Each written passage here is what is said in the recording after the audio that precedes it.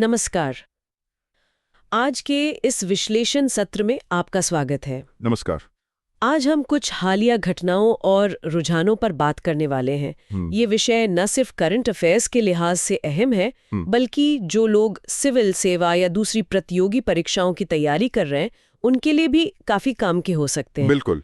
सीएसपीसी, MPPSC, SSC जैसी परीक्षाओं के लिए ये काफी प्रासंगिक मुद्दे हैं। हाँ, तो हमारे पास कुछ पॉइंट्स हैं अलग अलग स्रोतों से। कोशिश रहेगी कि इनकी गहराई में जाएं, समझें कि क्या मुख्य बातें हैं और ये भारत के आज के दौर में कैसे फिट बैठते हैं। हाँ, चलिए शुरू करते हैं।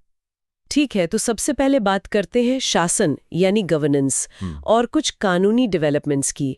हाल में समान नागरिक संहिता यानी यूनिफॉर्म सिविल कोड यूसीसी काफी चर्चा में रहा है। हम बिल्कुल। तो एक सीधा सा सवाल है स्रोत में कि हाल ही में कौन सा राज्य आजादी के बाद यूसीसी लागू करने वाला पहला राज्य बना है? जवाब तो उत्तराखंड है। पर ये सिर्फ एक फैक्ट तो नहीं है, है ना? नहीं, बिल्कुल नहीं। ये सिर्फ एक जीके का सवाल नहीं है। उत्तराखंड का ये कदम गवर्नेंस और लीगल रिफॉर्म के नजरिए से देखें तो वाकई बहुत बड़ा कदम है।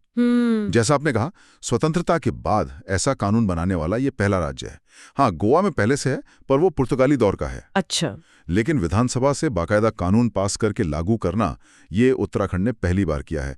और इसका महत्व इसलिए भी है क्योंकि ये सीधे संविधान के आर्टिकल 44 से जुड़ता है, जो कि राज्य के नीति निर्देशक सिद्धांतों का हिस्सा है। बिल्कुल।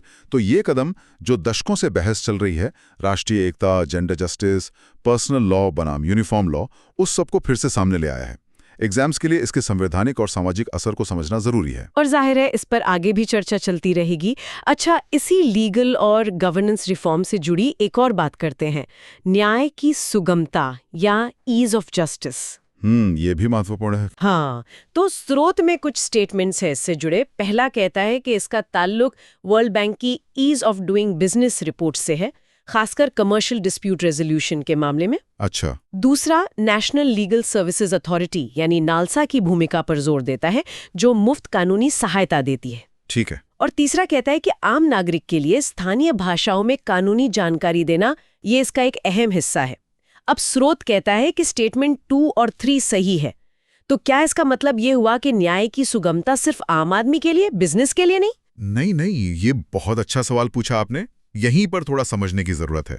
देखिए, न्याय की सुगमता का दायरा सिर्फ ईज ऑफ डूइंग बिजनेस के कमर्शियल झगड़ों तक ही नहीं है, वो उससे कहीं ज्यादा बड़ा है। अच्छा। मतलब पहला स्टेटमेंट पूरी तरह गलत नहीं है, क्योंकि बिजनेस के झगड़े जल्दी सुलझना भी तो न्याय प्रणाली की एफिशिएंसी का ही हिस्सा है। हाँ, वो तो है। लेकिन न्याय की सुगमता का जो असली मकसद है वो है आम नागरिक के लिए।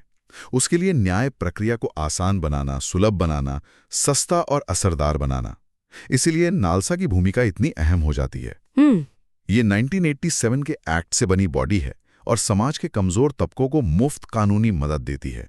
ये तो न्याय तक पहुंच का एक बेसिक पहलू है। और वो जो स्थानीय भाषाओं वाली बात थी, वो भी इसी से जुड़ती है। बिल्कुल।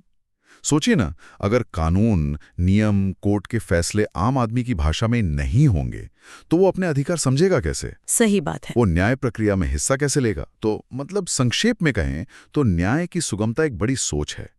इसका लक्ष्य पूरी जस्टिस डिलीवरी सिस्टम को नागरिक केंद्रित बनाना है। इसमें कोर्ट की प्रक्रिया आसान करना, टेक्नोलॉजी का इस्तेमाल, पेंडिंग केस कम करना और हाँ, नालसा जैसी संस्थाओं और भाषा की बाधाओं को दूर करके न्याय तक पहुंच पक्की करना, ये सब शामिल है। ये जुडिशियल रिफॉर्म के बड़े एजेंडा का हिस्सा है। ये स्पष्टीकरण वाकई जरूरी था, खासकर गवर्नेंस और सोशल जस्टिस के नजरिए से। अच्छा, अब थोड़ा विषय बदलते हैं। राष्ट्रीय सुरक्षा से जुड़े एक अहम और संवेदनशील मुद्दे पर आते हैं, लद्दाख में भारत चीन सीमा की स्थिति। ये लगातार चिंता का विषय बना हुआ है। हाँ, तो स्रोतों में कुछ कथन हैं जो इस सिचुएशन की जटिलता को दिखाते हैं। पहला कथन विघटन यानी डिसएंगेजमेंट और डी एस्केलेशन यानी डी एस्केलेशन के बीच का फर्क बताता है। इसे थोड़ा समझाएंगे? हाँ, ये फर्क समझना बहुत बहुत जरूरी है। देखिए, विघटन का मतलब है कि जहां सैनिक बिल्कुल आमने सामने हैं, मतलब फ्रिक्शन पॉइंट्स पर, वहां से दोनों तरफ के सैनिक पीछे हट जाते हैं। ठीक है। ये उस वक्त के तनाव को कम करने के लिए होता है। लेकिन डी एस्केलेशन इससे कहीं ज्यादा बड़ी चीज है। इसमें सिर्फ फ्रिक्शन पॉइंट से पीछे हटना नहीं है, बल्कि उस पूरे इलाके में जो लड़ाई के दौरान अतिरिक्त फौज, हथियार, टैंक, तोपे वगैरह लाए गए थे, हाँ। तो इन सब को वापस उनके परमानेंट बेस पर भेजना शामिल है। मतलब अप्रैल 2020 से पहले वाली स्थिति में लौटना। समझ गई। तो स्रोत का दूसरा कथन कहता है कि पैंगोंग सो, गोगरा, हॉट स्प्रिंग्स जैसे कई पॉइंट्स पर पिछले सालों में सफल विघटन हुआ है। हाँ, हुआ है। लेकिन इसके बावजूद लगातार छठे साल भी सर्दियों में भारी सैन्य तैनाती जारी है। तो इसका मतलब यही हुआ कि डी-एस्केलेशन हासिल नहीं हुआ है। बिल्कुल सही समझा आपने। विघटन हुआ है, सैनिक टकराव की जगहों से पीछे हटे, लेकिन बॉर्डर के पास अभी भी दोनों तरफ बहुत बड़ी संख्या में सैनिक और भारी हथियार तैनात हैं।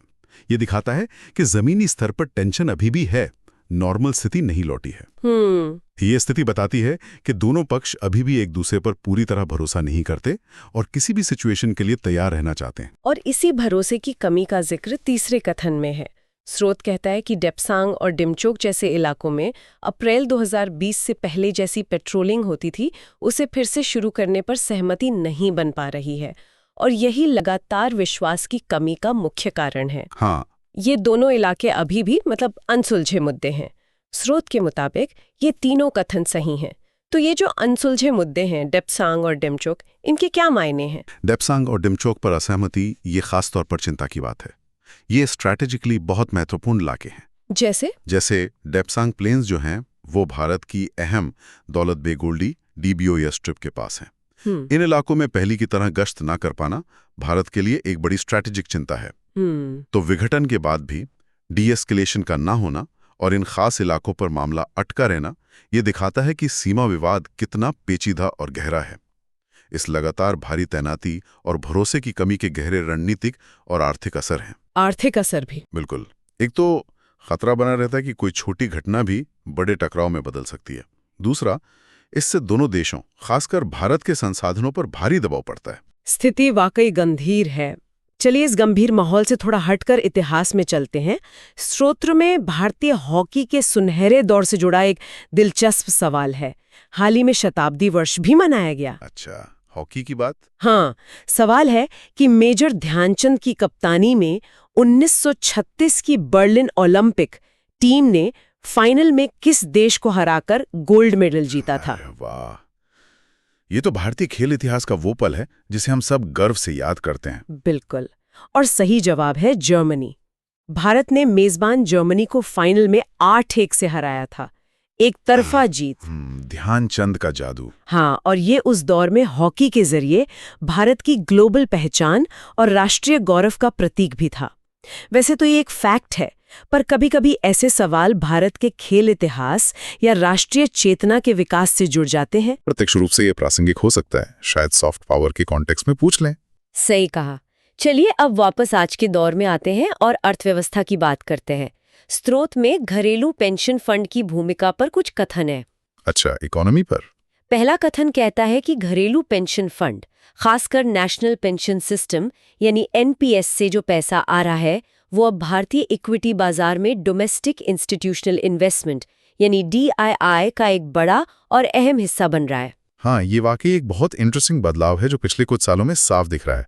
पहले भारतीय शेयर बाजार काफी हद तक विदेशी संस्थागत निवेशकों मतलब FIIs या FPIs पर निर्भर रहता था।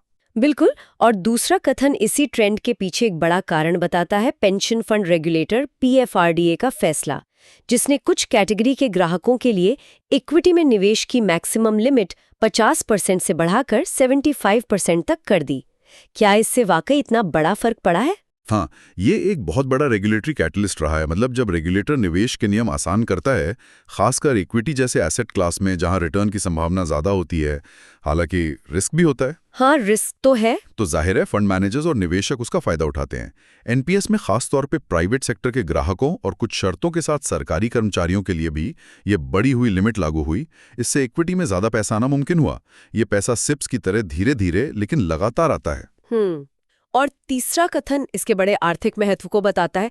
ये कहता है कि इक्विटी में लॉन्ग टर्म डोमेस्टिक कैपिटल का ये जो बढ़ता फ्लो है, ये पूंजी बाजार को गहरा यानी डीपन करने में मदद करता है, और जो अस्थिर विदेशी पोर्टफोलियो निवेश यानी FPI होता है, उसके सामने एक स्थिरकारी प्रतिसंतुलन यानी स्टेबलाइजिंग काउंटरवेट का काम कर सकता है। इसका क्या मतलब हुआ बाजार और अर्थव्यवस्था के लिए? इसके दो मुख्य पहलू हैं। जैसा आपने कहा, पहला, पूंजी बाजार को गहरा करना।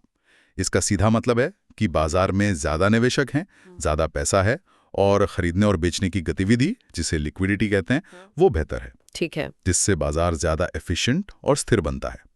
और दूसरा, जो शायद ज्यादा महत्वपूर्ण है, वो है स्थिरकारी प्रतिसंतुलन। एफपीआई जो होते हैं वो अक्सर ग्लोबल संकेतों या छोटे समय के फायदे के आधार पर तेजी से पैसा निकालते या डालते हैं।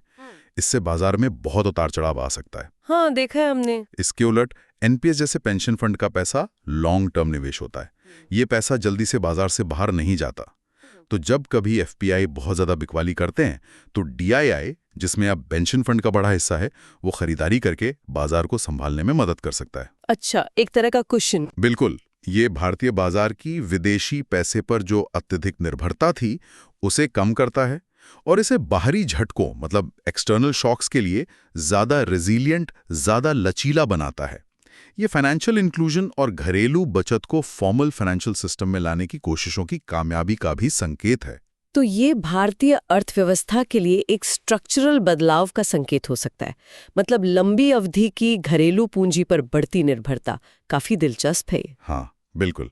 तो आज हमने कई अहम मुद्दों पर बात की। उत्तराखंड में यूसीसी का लागू होना और उसके संवैधानिक व सामाजिक मायने, न्याय की सुगमता की सही अवधारणा, जिसमें नालसा और स्थानीय भाषाओं की भूमिका कितनी केंद्रीय है, हाँ, भारत चीन सीमा पर विघटन के बावजूद डीएस्केलेशन क्यों नहीं हो पा रहा, डेप्सांग डेमचौक के मुद्दे और भरोसे का संकट जी, भारतीय हॉकी का एक गौरवशाली ऐतिहासिक पल भी याद किया, हाँ, वो भी जरूरी था। और आखिर में भारतीय इक्विटी बाजार को मजबूती देने में घरेलू पेंशन फंड की उभरती हुई अहम भूमिका।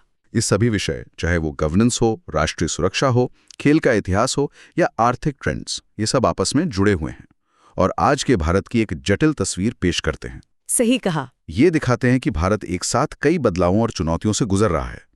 इन अलग अलग डेवलपमेंट्स को एक साथ रखकर सोचना बहुत जरूरी है।